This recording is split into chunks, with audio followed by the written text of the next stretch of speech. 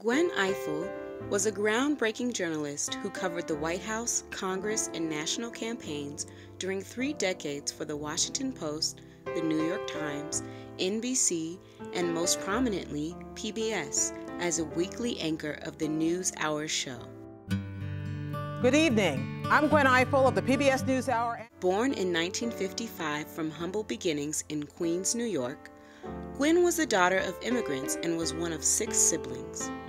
Gwen would always mention how she and her family would watch the news together as a family and not see anyone who remotely resembled them.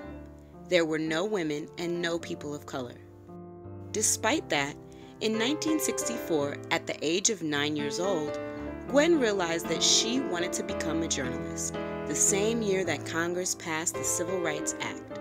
I discovered at an early age that I had the ability to change the atmosphere in the room.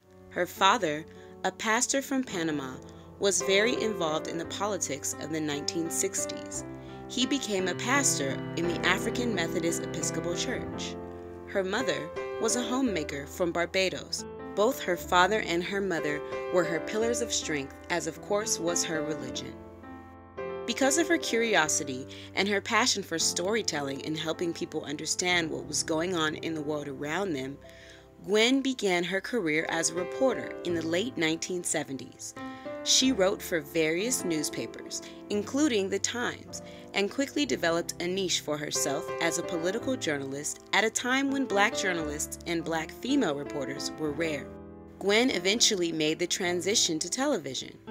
Finally, in 1999, she earned a permanent spot at PBS after becoming one of the most respected political journalists.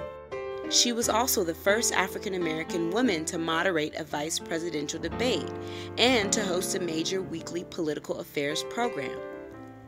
She achieved her highest visibility as the moderator and managing editor of the public affairs program Washington Week on PBS. In more recent years, she hosted town hall-style specials for PBS, centered on race relations, police shootings, and gun violence. The eruptions are about race, but not only about race. They are about justice, but not only justice.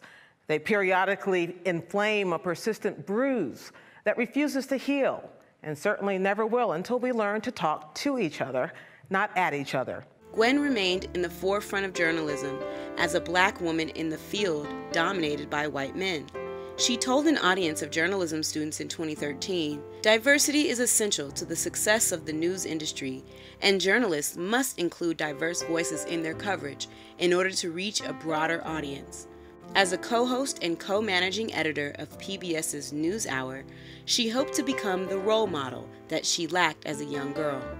She wanted girls to watch her and think it was the norm to be an African-American woman anchor.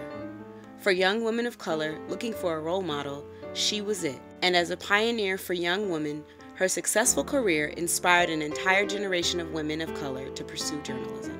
You can be the person who turns toward, not away from the chance to rise above the fray.